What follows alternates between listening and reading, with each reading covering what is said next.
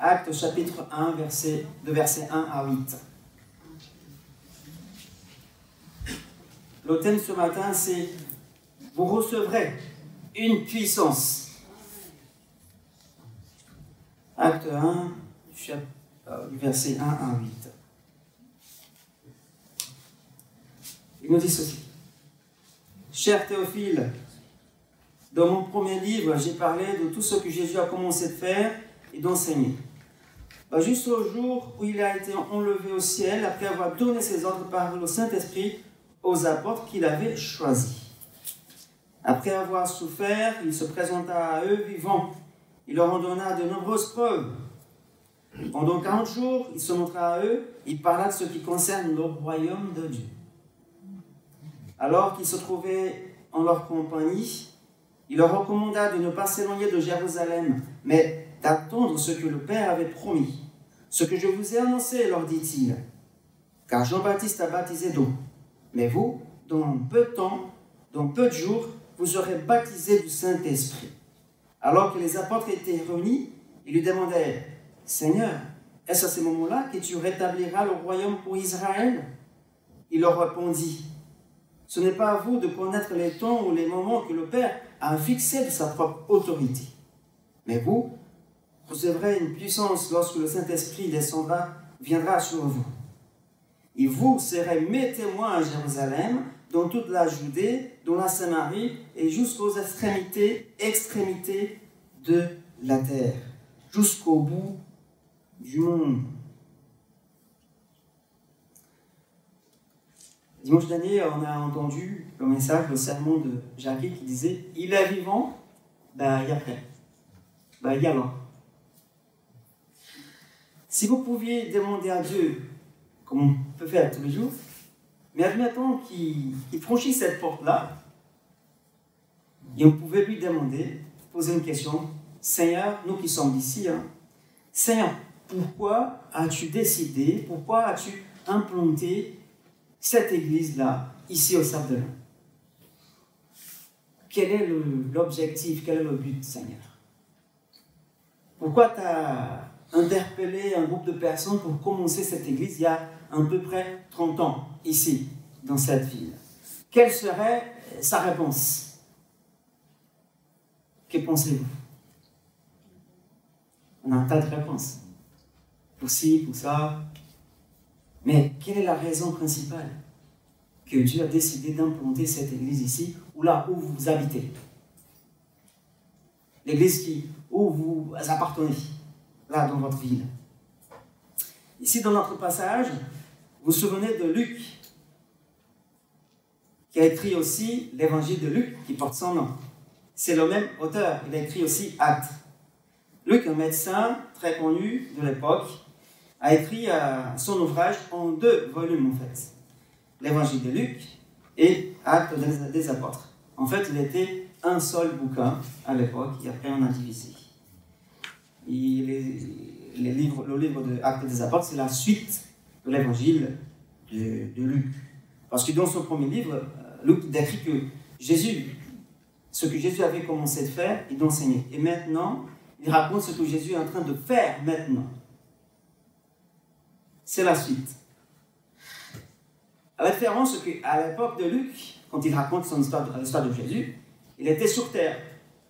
Maintenant, il est là aussi, mais par le Saint-Esprit, par la puissance du Saint-Esprit. C'est-à-dire qu'aujourd'hui, il est présent tout le temps, dans tous les lieux, avec tout le monde, ceux qui croient en lui. À la différence qu'aujourd'hui, il n'est pas limité à la physique, alors qu'à l'époque, il était limité à la physique, parce qu'il ne pouvait pas être en même temps dans tous les endroits, quand il était sur terre. Mais maintenant, il peut être partout et avec tout le monde. Amen. C'est une grâce. C'est pour ça qu'il avait dit aux disciples, je serai avec vous tous les jours. Je serai avec toi où tu ailles. Dans Luc, chapitre 24, verset 47, Jésus dit à ses disciples, juste avant de monter au ciel, que la repentance et le pardon du péché serait prêché en mon nom à toutes les nations, à commencer ici à Jérusalem. Puis il dit, un peu comme ici dans Acte 1, 8, vous êtes témoins de toutes ces choses-là. Et voici que j'enverrai ce que mon Père avait promis, c'est-à-dire le Saint-Esprit, mais restez dans la ville. En attendant, restez à Jérusalem, jusqu'à ce que vous soyez revêtus, remplis de la puissance d'en haut. Amen. Restez là, il avait dit.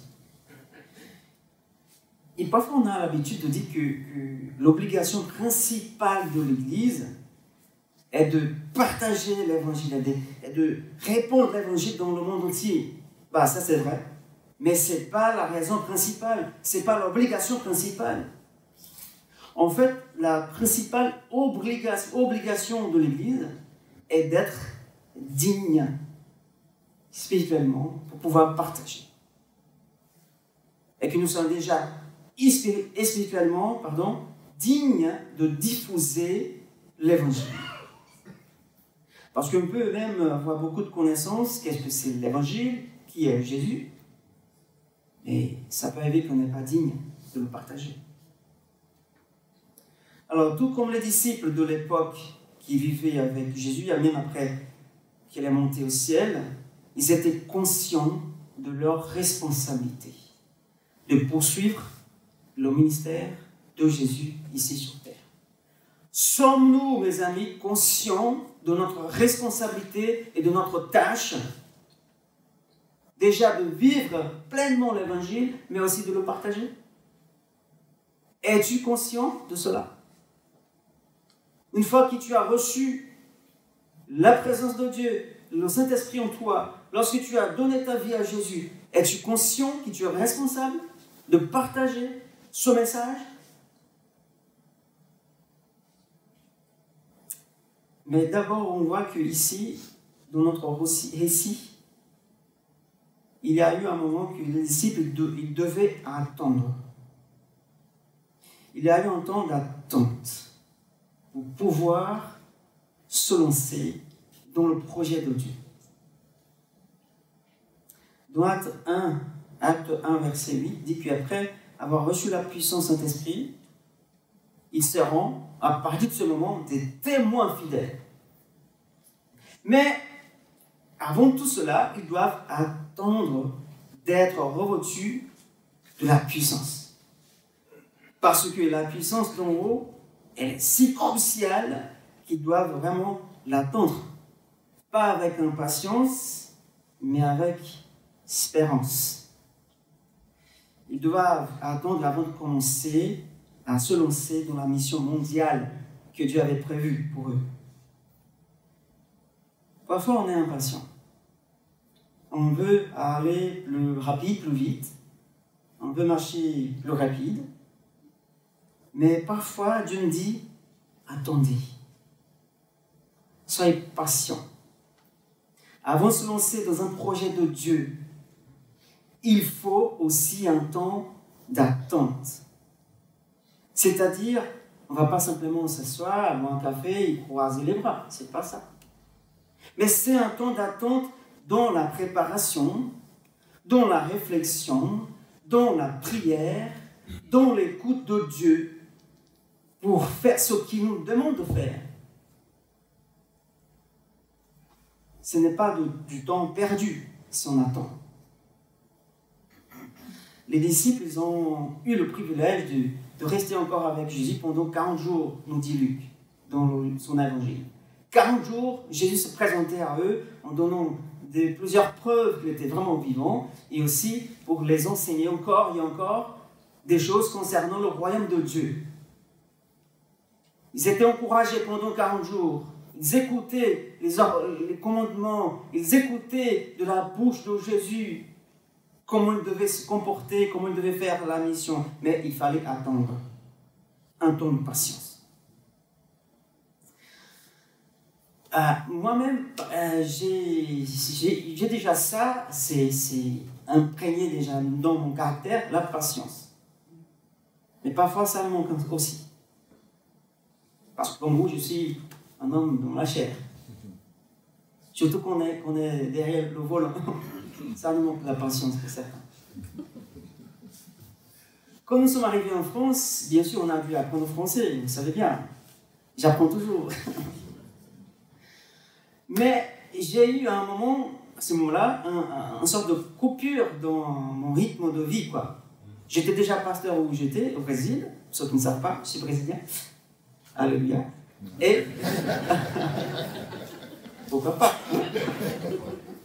En venant en France, on a dû s'arrêter carrément de travailler, de faire ce qu'on faisait avant, pour être des étudiants, des petits garçons et la fille, ma femme, dans une classe, dans une salle pour apprendre le français comme les enfants. Donc, B.A.B.A. Pendant 10 mois, on faisait que ça. Et on était un peu inquiets. Ah, ça, c'est du temps perdu, il faut qu'on fasse ça et ça. Mais non. À la fin, je me suis dit, c'est la preuve aujourd'hui, hein? J'ai dû être patient, d'attendre le bon moment pour pouvoir me lancer dans le projet que Dieu avait donné à notre famille. C'est pareil pour tout le monde, pour toi. Je ne sais pas quel projet Dieu il a préparé pour toi. Je sais qu'il y en a, au moins. Mais il faut être patient. Mais dans ce moment de patience, d'attente, bien sûr, on ne va pas rester arrêté là, assis, sans rien faire. Non. Un temps de préparation, un temps de réflexion, un temps de prière, en attendant le bon moment, le timing de Dieu, qu'il puisse accomplir ce qu'il a prévu pour toi. Parce que l'attente exige de la patience. On ne peut pas attendre sans avoir la patience. Et être patient, c'est quand même un art. Mais on apprend aussi à être patient. Parce que la patience, le mot patience, signifie la volonté de rester là où nous sommes et de traverser la situation jusqu'au bout avec la conviction que quelque chose va se produire. C'est-à-dire on attend avec espérance. On se repose en Dieu. Alors nous pouvons donc attendre patiemment, car Dieu, il n'est jamais en retard. N'est-ce pas? Oui, si vous croyez, hein. On dit oui, c'est vrai, il n'est jamais en retard, mais ça semble quand même un petit bout de moment que j'ai pris, que ça n'arrive jamais, ça ne change pas ce que je suis en train de faire, mais Dieu, il n'arrive jamais en retard.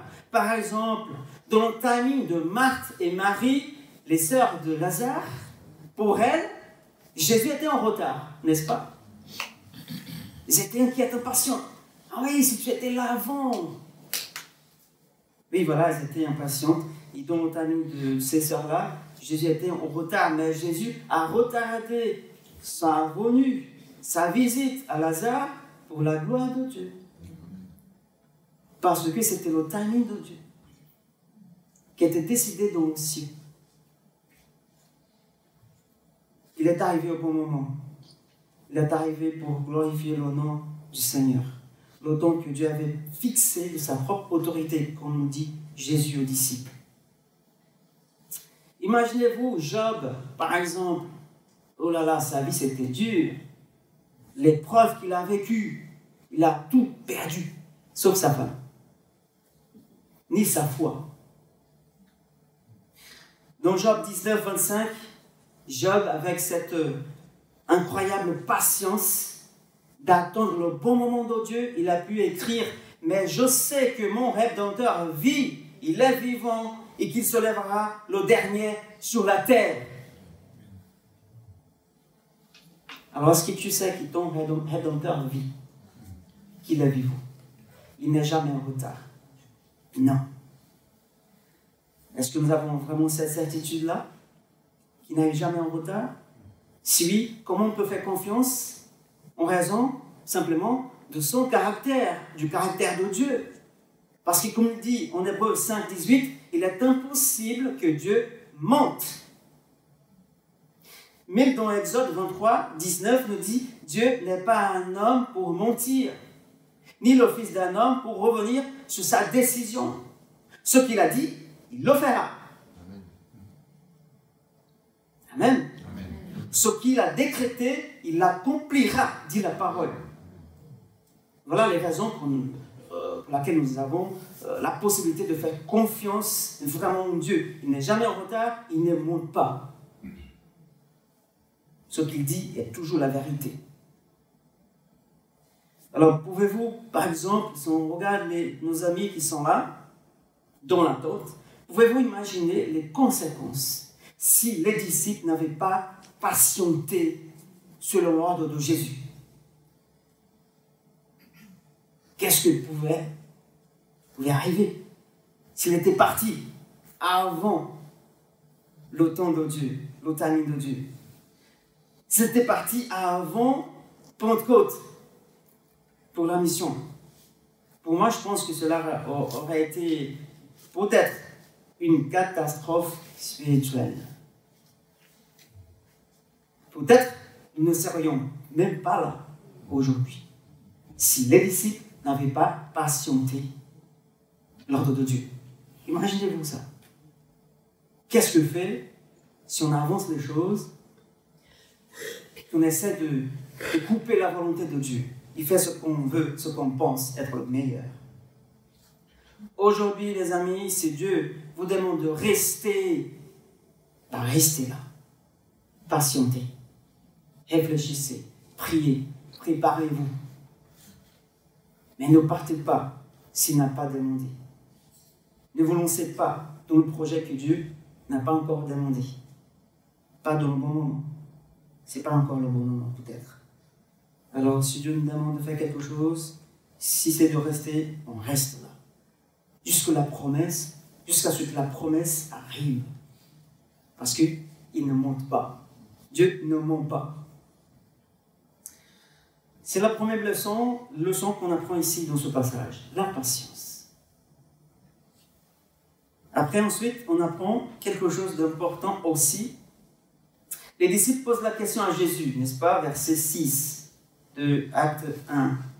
Est-ce à ce moment-là que tu rétabliras le royaume pour Israël?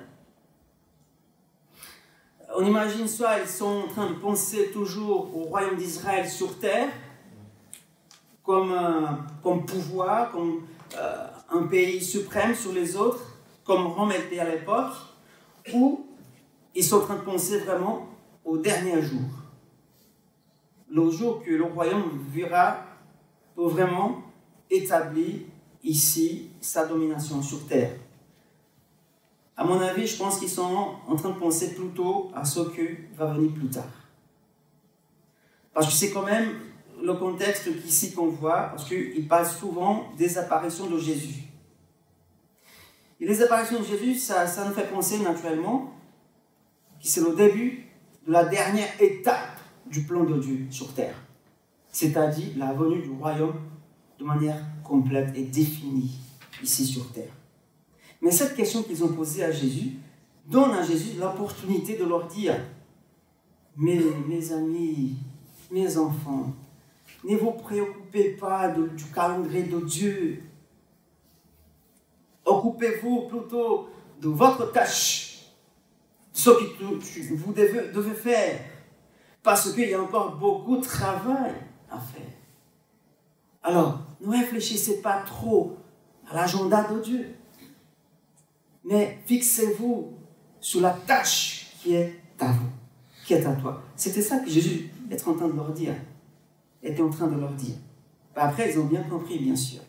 Ils se sont arrêtés là. Ils n'ont pas posé plus de questions. Mais ensuite, on voit que dans le verset 8, on voit la deuxième leçon.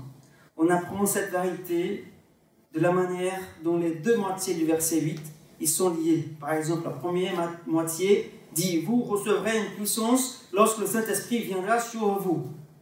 Et la seconde moitié dit: et vous serez mes témoins jusqu'au bout du monde. Partout. Alors on se pose la question, comment Jésus pouvait-il être sûr que les disciples allaient ou iraient jusqu'au bout de la terre pour témoigner de Jésus? Réponse: parce qu'il allait envoyer son Esprit Saint, sa puissance, pour exécuter la tâche. Mais pourquoi la venue du Saint-Esprit garantit-elle que les disciples, par exemple, iront jusqu'au bout de la terre? il n'y a qu'une seule réponse. L'Esprit Saint veut le monde pour Christ. L'Esprit Saint ne veut pas seulement les Sables d'Olonne pour Christ. Il veut le monde. C'est pour ça que la tâche est mondiale. C'est pas que dans notre quartier, tout joli, ou même notre famille. Je sais bien, je suis déjà sauvé, c'est tranquille. J'ai fait mon boulot, c'est tout. C'est pas ça qu'on entend Jésus nous dire. Le Saint-Esprit, il veut le monde entier pour Christ. À partir de toi, là, dans ta rue, là, dans ton travail, dans ton école, dans ton université, ici, au Sable d'Olonne, dans la Vendée, dans la France, dans le monde. À Jérusalem d'abord, dans toute la Judée, en Samarie et dans le monde entier. Parce que le but de Dieu dans tout ce qu'il fait, mes amis, c'est de glorifier son nom et que toutes les nations glorifient son nom. C'est ça le but de Dieu dans tout ce qu'il fait. Nous devons nous rappeler que la raison pour laquelle l'Esprit Saint, il brûle pour que le monde entier se convertisse, et aussi parce qu'il veut nos capacités, nous rendre capables, nous équiper pour pouvoir partager, témoigner de Christ, c'est parce que la principale raison du plan de Dieu, le principal objectif de Dieu, du début à la fin dans les Bibles, c'est que son nom soit glorifié dans toutes les nations. On voit ça depuis Genèse jusqu'à Apocalypse. Toute la terre sera remplie de la gloire de l'Éternel, nous dit Nombre et Habakkuk aussi. Josué 4, 24. Dieu a fait entrer son peuple en Canaan pour que tous les peuples de la terre sachent que la main du Seigneur est puissante. Psaume 96. Chantez au Seigneur toute la terre. Annoncez la gloire parmi les nations, ses merveilles parmi tous les peuples. Ésaïe 49. Je te donnerai à toi, mon serviteur, pour lumière aux nations, afin que mon salut parvienne jusqu'au bout de la terre. Jésus lui-même dit dans Matthieu 28, allez, faites de toutes les nations de disciples. Voilà, les amis, que l'Esprit Saint, il veut le monde pour Christ. Parce que tel est le but de Dieu depuis le début de la création. Il restera comme ça jusqu'à la fin. Alors, si on parle de nous-mêmes ici, Église baptiste des Sables d'Olonne, qui nous sommes? Jusqu'où nous sommes prêts à aller? Quels défis nous sommes prêts à accepter? Est-ce que nous sommes toujours contents d'être ce que nous sommes déjà? Est-ce qu'on a plus de soif pour que les âmes qui ne connaissent pas encore le Seigneur puissent venir et l'adorer comme nous? Ah oui, je pense que oui, on a tous cette envie-là. Quelles sont nos ambitions en tant qu'Église? Quelle est votre ambition en tant que chrétien? Allons-nous continuer comme nous sommes? Nous allons, on va dire, nous allons nous conformer à ce que nous avons déjà aujourd'hui. Si certains ne veulent pas plus que ça, comme on voit dans le monde entier, pas qu'en France, mais même au Brésil, les gens sont tranquilles, assis dans leur fauteuil, parce qu'ils ont déjà leur billet d'avion pour aller au ciel. C'est ça qui compte. Mais l'Esprit Saint veut le monde pour Christ. L'Esprit Saint veut les Sablés, les Sablaises, les Français, les Brésiliens, les Anglais, les Néerlandais pour Christ. Amen. Et nous sommes impliqués là-dedans. Ce n'est pas aux anges que Dieu demande cette tâche-là. Hein. Ils pouvaient le faire. Mais il attend de toi, de moi, de l'Église. C'est à nous qu'il a donné. Voilà, nous sommes une Église qui grandit petit à petit. Mais nous ne voulons pas simplement remplir les rangs. Hein. Nous voulons d'abord et plutôt remplir le ciel. Parce que nous voulons des chrétiens de qualité, pas de quantité, pas de chiffres. Ah oui, combien de personnes vous avez baptisé cette année? Bah, pour l'instant, aucune personne, mais bientôt, on a 4. En juin prochain. Mais l'année dernière, il n'y avait aucune personne. Mais on est resté fidèle à la parole. On a cherché à faire la volonté de Dieu. N'est-ce pas? C'est ça qui compte le plus. Rester fidèle. Mais nous pouvons faire plus. Nous pouvons faire plus. Là, par exemple, on est dans cette salle, ça fait 30 ans environ, n'est-ce pas, Evelyn? À peu près ça, 30 ans ici. C'est bien. Mais est-ce que d'ici quelques mois, d'ici quelques ans, quelques années, ça va suivre la taille? J'espère pas. J'espère pouvoir avoir un local plus grand, pour accueillir beaucoup plus de gens, pour aller les chercher aussi, pour pouvoir être bien accueillis ici. Parce que vous savez, ici, cette salle, ça fait déjà des années qu'on est là. C'est pas nous, cette salle. On utilise par la grâce de Dieu, nous a été cédée par les amis catholiques. Mais elle ne répond plus à nos besoins, franchement. Et cette année, ils vont faire travaux en plus ici. Alors, où est-ce qu'on va? Je le sais. Il a déjà préparé un nouveau bâtiment pour nous. L'Église doit dire Amen. Et le croire vraiment dans le cœur. Mes amis, moi, avec vous, je veux la ville de Sable-d'Olonne pour Dieu. Avec vous. Parce qu'on ne peut pas faire tout seul. C'est impossible. Voilà que nous voulons vraiment poursuivre la croissance pour répondre à l'appel que Dieu nous a adressé, les amis. Pour permettre à de nombreuses personnes de venir à adorer Dieu. Mais aussi dans des bonnes conditions. Pourquoi pas dans le confort, mieux qu'aujourd'hui. Hein? Nous avons aussi un désir ardent de servir notre ville, non pour faire que les cultes le dimanche. L'église, elle est aussi dans la semaine, là où nous sommes. Nous voulons un local, un bâtiment qui peut aussi servir la ville. Pour accueillir les gens, les personnes peut-être fragiles ou isolées, ou dans le besoin. Nous voulons faire un accueil, nous voulons faire un projet social. Mais ça ne dépend pas que de moi, ça dépend de tout le monde qui sont ici, qui aiment cette église, qui aiment cette région, qui veulent que cette région adore Dieu. Voilà, on est en train de chercher un local. Ça fait déjà un moment. Et je vous demande de continuer à prier pour cela, pour qu'on puisse trouver le local que Dieu a déjà choisi. Il va nous conduire jusque-là. Mais il faut que toi, tu pries pour cela, pour un bâtiment. Cette année encore. Dieu, il peut le faire.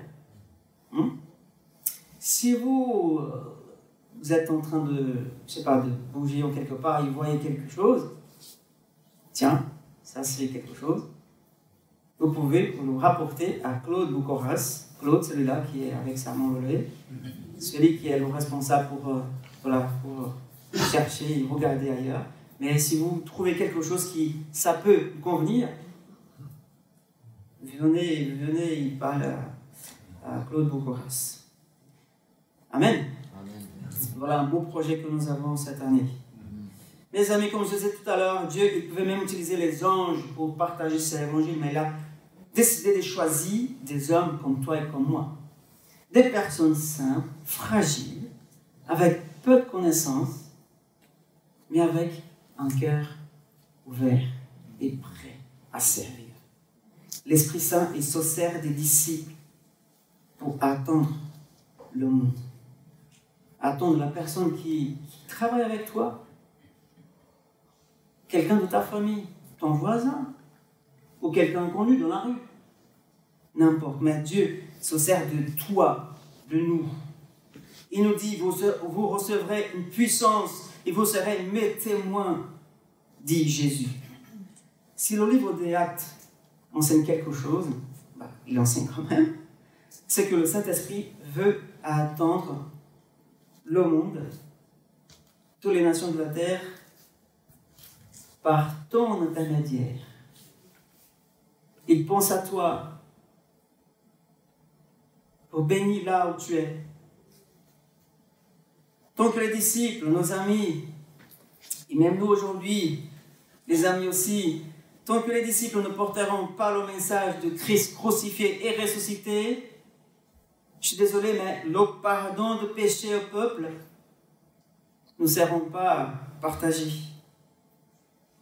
Ils resteront dans les ténèbres, aveugles, comme nous étions avant, ceux qui connaissent Jésus aujourd'hui. Parce que dans Acte 26, 18 dit, je t'envoie leur ouvrir les yeux, pour qu'ils passent des ténèbres à la lumière, de la puissance de Satan à celle de Dieu. Voilà notre tâche, aider les gens à passer d'un côté à l'autre, des ténèbres à la lumière. C'est exactement ça que Dieu avait fait dans ta vie, à une époque. Il nous appelle de faire pareil avec quelqu'un d'autre. Il n'y a pas de salut sans le témoignage d'une femme ou d'un homme. Il n'y a pas de salut. Rien ne se passe si on ne témoigne pas. Parce que Dieu nous utilise, nous. Vous et moi, mes amis, nous sommes un maillon indispensable de la chaîne qu'on appelle de la rédemption. Alors, es-tu conscient que tu dois continuer l'œuvre de Jésus ou pas? As-tu cette conscience-là? Oui, attends, Joël, c'est beau tout ça, mais je ne connais pas très bien la Bible. Ça me manque la connaissance. Ici, on me pose des questions trop difficiles, théologiques, comme ça, compliquées. En plus, tiens, j'ai pas assez de temps. C'est on appelle le syndrome de Moïse. Je sais pas si elle fait ceci ou cela. Mon frère, ma soeur, en fait, il ne s'agit pas de toi. Il ne s'agit pas de moi. Il s'agit de Dieu. Il va t'utiliser, mais ce n'est pas par ta force, par tes connaissances. Ça peut aider, mais ce n'est pas par là que les gens vont être sauvés. Ce n'est pas avec nos connaissances, ce que nous avons, ce qu'on est, que les gens vont se convaincre qu'ils sont des pécheurs. C'est l'Esprit Saint qui est en toi qui va les convaincre. C'est l'Esprit Saint qui est en toi qui va te donner même des paroles justes au moment voulu, si tu le crois. Malgré nos faiblesses, nos fragilités, nos limitations, Jésus nous a choisi de le faire. Il compte sur toi. Il compte sur cette église, sur l'église qui tu appartiens. On n'a pas besoin d'avoir un diplôme de théologie pour raconter aux gens, pour être un témoin, comme un témoin dans un tribunal, ce que Jésus a fait, ce que tu as vu qu'il a fait dans ta vie déjà et dans la vie des autres. Simplement être un témoin comme dans un tribunal. Raconter, témoigner l'œuvre de Jésus. Alors ce que Luc nous enseigne ici, et Jésus aussi, c'est qu'une puissance spéciale et essentielle nous est donnée pour témoigner efficacement du Christ. Ce n'est pas ta connaissance, ton diplôme, c'est la puissance d'en haut qui peut te rendre capable de briller là, dans les ténèbres où nous vivons dans ce monde. La puissance est essentielle. Sans elle, rien ne se passe. Sans elle, nous ne pouvons rien faire. Comme Jésus avait dit d'ailleurs dans Jean 15. Sans moi, vous ne pouvez rien faire. Sans l'Esprit Saint, nous ne pouvons pas partager de manière efficace et puissante et convaincante l'Évangile. On ne choisit pas les méthodes. Quelle est la meilleure méthode aujourd'hui, Jean-Jacques? C'est des traités, c'est quoi qu'on fait? Non, c'est l'Esprit Saint, la meilleure méthode. C'est la puissance de Dieu, la meilleure méthode. C'est le seul moyen, d'ailleurs. Voilà la troisième leçon qu'on apprend ici. L'Esprit Saint donne la force de témoigner dans le monde. C'est lui, la méthode. C'est lui, la puissance. Les personnes, bien sûr, sont indispensables dans la mission de Dieu, parce que Dieu nous a choisis. Mais les personnes seules, elles sont inutiles. Désolé de vous dire ça. Sans l'Esprit Saint qui brûle en nous, c'est inutile ce qu'on fait. C'est peut-être un peu dur d'entendre ça. Et même avec nos bonnes volontés de le faire. Mais si Dieu n'est pas avec toi, ne bougez pas. Si Dieu n'a pas demandé de faire ceci, cela, ne bougez pas. Les personnes sont indispensables, mais seules sont inutiles dans la mission de Dieu. Dans Luc 24, 49, Jésus dit, « Voici que je t'envoie, je vous envoie, voici que je vous envoie sur vous la promesse de mon Père. Mais restez dans la ville jusqu'à ce que vous soyez revêtus de la puissance d'On. » Ces disciples, bien sûr, étaient déjà des chrétiens audacieux, convaincus de leur mission, de leur vie. Mais ils avaient besoin de recevoir cette puissance spéciale que Jésus nous promet ici. Ils étaient vraiment des chrétiens prêts à faire le travail, la tâche. Mais ils devaient attendre jusqu'au jour que le Saint-Esprit est tombé sur eux à la Pentecôte. Il tombe sur eux à plusieurs reprises plus tard dans le livre de Actes.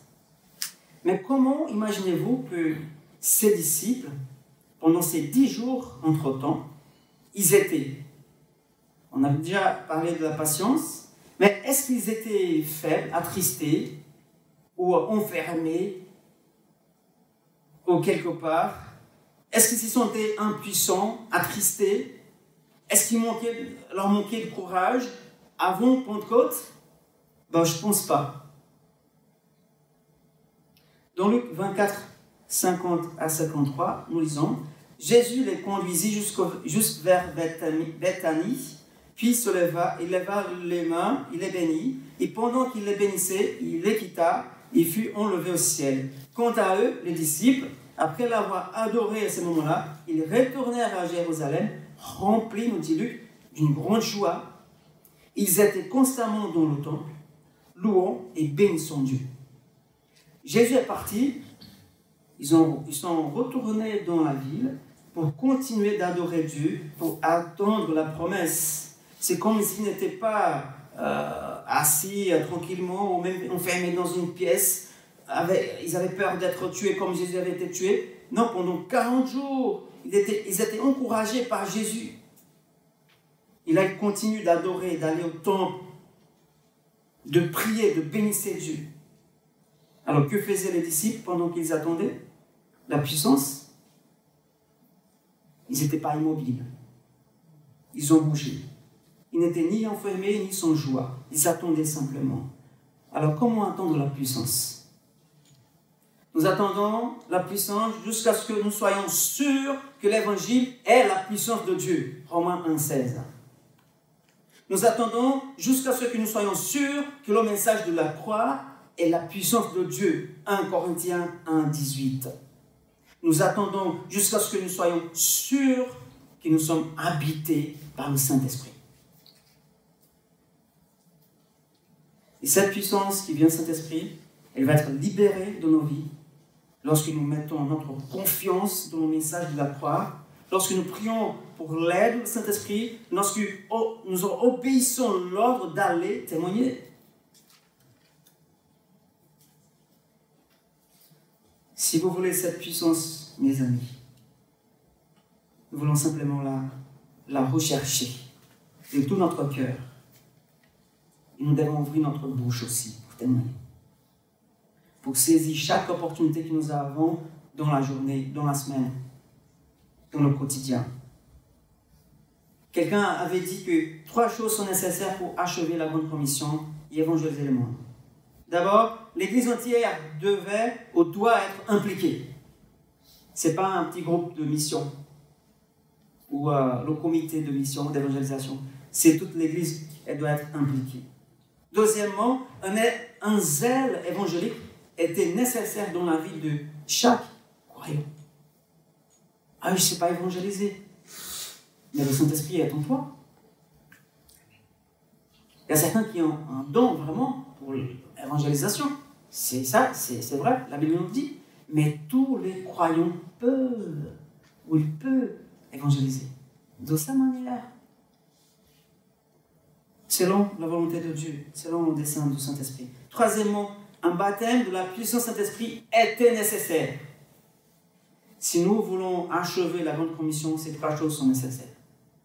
Toute église impliquée, avoir un zèle évangélique, être baptisé par cette puissance du Saint-Esprit, pour pouvoir accomplir efficacement l'œuvre de Dieu. Nous avons besoin, mes amis, de cette puissance. Moi, j'en ai besoin. L'Église en a besoin aussi. Pourquoi? Parce que les hommes, le cœur des hommes, ils sont durs comme un roc. Il n'y a que le Saint-Esprit qui peut le briser, le convaincre, comme on a déjà dit. Mes amis, dernière chose, pour terminer, la puissance, rappelez-vous, elle vient de Dieu. Ce n'est pas notre puissance. Ce n'est pas nos forces. Elle vient de Dieu. Alors, demandons-nous pourquoi nous avons besoin de cette puissance. À quoi ressemblerait notre témoignage si elle venait, si elle tombait aujourd'hui sur nous? Oui, moi j'ai besoin, vous avez besoin, nous avons besoin de cette puissance. Parce que cette puissance-là qui vient d'en haut, ce n'est pas une puissance humaine, ce n'est pas le pouvoir humain, un certain pouvoir qu'on peut même contrôler, manipuler les gens. Mais c'est une puissance spirituelle invincible. C'est-à-dire que, bien sûr, on va affronter des difficultés. Nous serons persécutés. Les gens vont nous rejeter. C'est déjà ça qui nous garant la parole. Parce que le monde nous haït les enfants de Dieu. Ils ont haï même Jésus, au point de le tuer. Il y a beaucoup d'autres qui sont tués, même aujourd'hui. À ce moment même, il y a des gens qui sont en train d'être torturés parce qu'ils ont la foi. En ce moment même, il y a quelqu'un qui est mort parce qu'il n'a pas nié la foi en Jésus. Ce n'est pas encore arrivé ici. Voilà que cette puissance vient d'en haut. C'est pour ça qu'elle est invincible, parce que nous pouvons affronter toutes les difficultés, le rejet, la persécution, même la mort. Et étant remplis de cette puissance d'en haut, nous serons capables de faire face à tout cela. Parce que ni la mort, ni les persécutions, ni les autorités, rien de ce monde peuvent nous séparer de l'amour de Dieu, si nous sommes en lui. Alors mes amis, qu'allons-nous faire maintenant? Nous allons prier pour avoir la même passion du Saint-Esprit, c'est-à-dire pour gagner le monde. Nous allons prier pour demander ce baptême sur nous, cette puissance spéciale pour atteindre cette ville, cette région, ce pays. Pourquoi pas? Quelle est notre ambition? De rester là? Ok, tu peux, pas de souci. Hein. Mais on peut aller plus loin. Nous avons deux choix devant nous. Soit nous continuons de construire une église pour nous-mêmes, à notre goût, à notre plaisir. On reste là, comme nous sommes, avec moins de soucis, moins de travail, moins de dépenses, moins de problèmes. Soit nous allons construire une église pour les autres, afin que 500, 1000, 3000 personnes puissent venir. Pourquoi pas? Parce qu'après avoir été rempli du Saint-Esprit, à Pentecôte, Pierre se lève, prêche la parole avec audace, avec puissance, et 3000 personnes sont ajoutées à l'église à ce moment-là. 3000 d'un seul coup. Vous voyez la puissance du Saint-Esprit? Ce qu'il peut faire. Le même esprit qui était sur Pierre, sur Jésus, il est sur nous. Il est sur cette église-là. Sur l'église où ils sont partout en France, dans le monde. Alors cherchons cette puissance, mes amis.